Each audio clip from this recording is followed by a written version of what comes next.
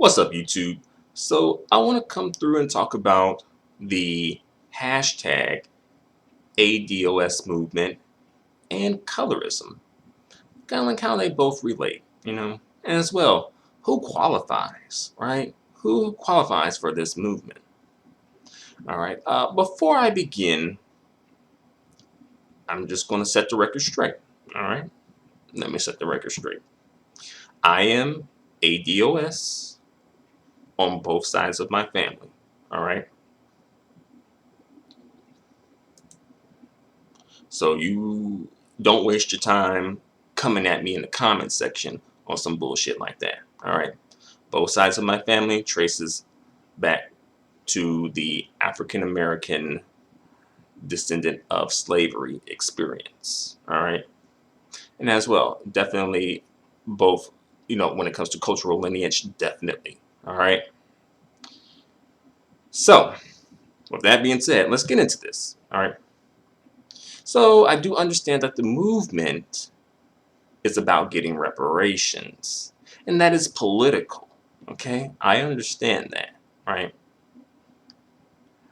It's not really dealing with, quote unquote, black issues like, police brutality, unemployment, education, poverty, discrimination, etc. All right? I I understand that. All right? And I think many people do understand that. But I noticed when a certain YouTuber who speaks on colorism brought up colorism into the conversation of the hashtag ADOS movement, and honestly in general, um, some people got really triggered. Colorism triggers people, all right? And people don't want to talk about colorism, right? And this situation is no different, you know. But people were triggered. And I'm not quite sure why they were triggered. I guess they felt like colorism didn't really apply to this particular movement because it's like, hey, this is just about getting reparations. It's not about dealing with our internal issues as a people when it comes to, color and how we see ourselves and how we see each other, etc., etc., etc., and how we treat each other too. And I'll say that this really shows that, you know, we are really broken as a people, and we really need to facilitate some type of healing process amongst ourselves. I don't think that's going to happen, unfortunately, but I do think we are in need of some like divine, heavenly, spiritual, ethereal intervention, some help. I think some people have the idea that low key, I feel like this is at play, but I feel like some people have the idea that money is going to solve our problems as a people. If only we just got money, right? If only. I'm not saying that we don't deserve the money. We do. All right. There's tons of historical evidence that shows that we deserve the money. In fact, there are still people who are profiting today off of slavery, right? In fact, like sidebar, Harvard has these pictures of like slaves, right? Harvard University, and they make money off of these photos, right? They charge people to use these photos.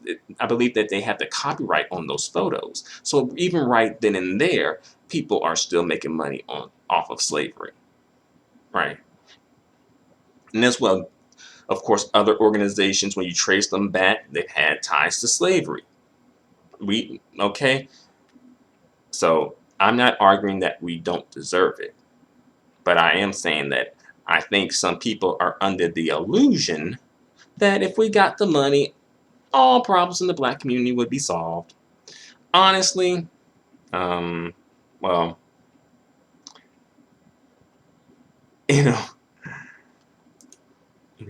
I think some people are under the mindset of like, quote unquote, Whoever said money can't solve your problems must not have had enough money to solve them. And I really don't think there's enough money to solve our problems. Yes, we are still entitled to reparations, but don't be under the illusion that all of our problems as a community are going to be magically dissolved, like they're going to magically disappear because of this money. Honestly, to keep it real, I really think that this money is going to exacerbate our problems, because then you got damaged people with money, and then you got the women saying, fuck you, I don't need you, nigga. And then you got the dudes, we all know that black men are like self-serving as fuck, so they gonna be going off trying to, trick off their money with other groups of people, and definitely other women, right? And then the black women, they're like, I don't need no nigga, fuck niggas, niggas ain't shit, I got me my reparations check. Y'all know that shit true. All right. But another aspect of this I want to touch on. Who exactly qualifies as ADOS? And I know some people are like, well, ADOS, duh. But I'm not sure if that has been addressed in depth. Right? Does having one parent who's ADOS qualify you? Because some people have a parent who's ADOS and one who is non-ADOS. So does that change the situation? Are they not entitled? Do they get partial reparation? How does that work? As well, would it be the parent who raised you as ADOS, or does it matter? I don't. Also, what if you're mixed, like directly first generational mix? Does that automatically disqualify you? Is it based purely on lineage, or is skin tone and lived experiences factors? Would darker skinned people receive more reparations than lighter skinned people based on the fact that darker skinned slaves had more physical demanding tasks during slavery? Or also, would the history of light-skinned folks excluding dark-skinned folks be addressed or play a factor in reparations at all? That's a history, or, that played a factor too. Are reparations based on a tier system? Or is it a fixed payment? Is it a one-time payment? Or multiple payments? Yeah, these are just things to keep in mind, or to have in mind, questions that I think need to be addressed in depth. Because at this point, aren't these hashtag ADOS people being written off as like Russian bots anyway? Are they Russian bots? They probably are Russian bots. They want to. That's the narrative that they spinning on this stuff. Like, man, this is Russian bots. No one cares about reparations. Right? That's them controlling the narrative, right? Also, slightly off subject, but still related. The Black Wall Street riot that occurred in 1921 in Tulsa, Oklahoma. That riot had survivors. And to this day, those survivors have not received any form of reparations at all. And we're still within 100 years of that tragedy, of that massacre, of that demonic act of violence, right? There is so much evidence of state-sanctioned violence targeting black people. The police force admitted to not protecting its citizens. It admitted to failing to protect their citizens, right? Bias against black victims within the legal system, right? With the black people who were the people who were arrested, they were all black. No white person was arrested during that riot at all. Um, Black people in that town actually suffered a financial loss, of course, as well as human loss too, definitely. Um, you know, those people had businesses, homes, cars, like 6 families had airplanes, okay? And the state of Oklahoma at the time only had 2 airports. Like, but there were like 6 families with airplanes in the town, in the area. And also, I believe some of the survivors may still be alive. I'm not sure because it did happen a long time ago. But we definitely have firsthand accounts from survivors and so much more, right? But this it reached the Supreme Court, but they decided not to send it to, send it to trial. And by the way, May 31st, 2021 is the 100-year anniversary of the Black Wall Street race riot, by the way. So we're very close to that. This is, we're within like 2 years of this, by the way. So I say all that to say that if they didn't get reparations, I don't think that we as a people are going to be getting reparations because there's so much evidence to support them getting reparations. And also, it's a smaller group of people, too. But, I'm not one for conspiracy theories, but, I think I'll put it out there, though. The thing is, this system, Black people are at the bottom. Black people are the base, all right? They're the foundation. Because of that, like the system is built on Black people, right? So, seeing that the system is built on Black people, I don't think they're going to allow Black people to have reparations because then that would sort of shift the racial hierarchy, right?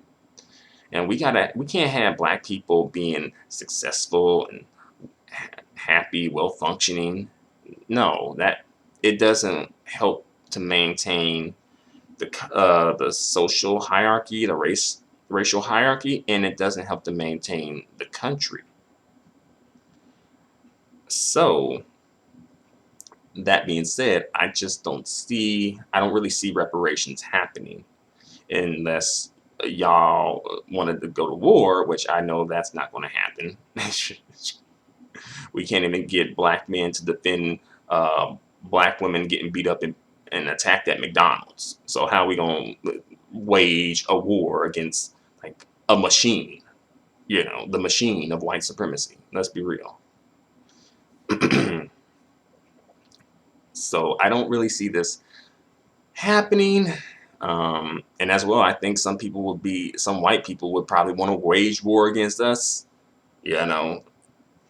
Out of, again, we all know that's history of white people having the green eye, being green eyed and envious of successful Black people. That's partially why the Black Wall Street race riot happened, because the Black people were so successful and so prosperous there. And the white people on the other side of town were not. All right. And, shout out to O.W. Gurley. His name actually is Ottawa Gurley, but he goes by O.W. Gurley. He was the guy who founded Black Wall Street. He was like a Black rich businessman. I think he had worked in the President Grover Cleveland administration. And then he left that administration and that job that he had. And he went to Tulsa, Oklahoma, and he bought this about maybe 40 acres of land. And this was during the land rush era of Oklahoma, where they were selling land, and I think he probably got it for probably a pretty reasonable price. So he bought a big plot of land, and he only sold it to colored people, you know, black folk. And that's kind of like how Black Wall Street sort of began. And it was sort of like, you know, dubbed as like, hey, you know, get away from the discrimination in like Mississippi, come over to this area here. There's like tons of opportunities for black people, you know, that sort of a thing. So, you know, a very pro-black, very community-minded black man. All right, definitely deserves more notoriety, because I actually didn't even know about him until recently. I didn't know that one specific person was responsible for this. I just thought this sort of just low-key sort of just happened. You know. But yeah. Thanks for watching. But one more thing, since we're on the subject. During the race riot, this Black Wall Street actually did have defense. It did. There was an organization called the African Black Brotherhood, sort of like low-key the prototype to the Black Panthers, honestly. You know, kind of like the Black Panthers of its day. But it was like a organization in response to like the lynchings and police brutality and discrimination and all that stuff. It's like a group of primarily black veterans kind of like getting together to protect the town, right? And that organization helped to defend the townspeople during that riot.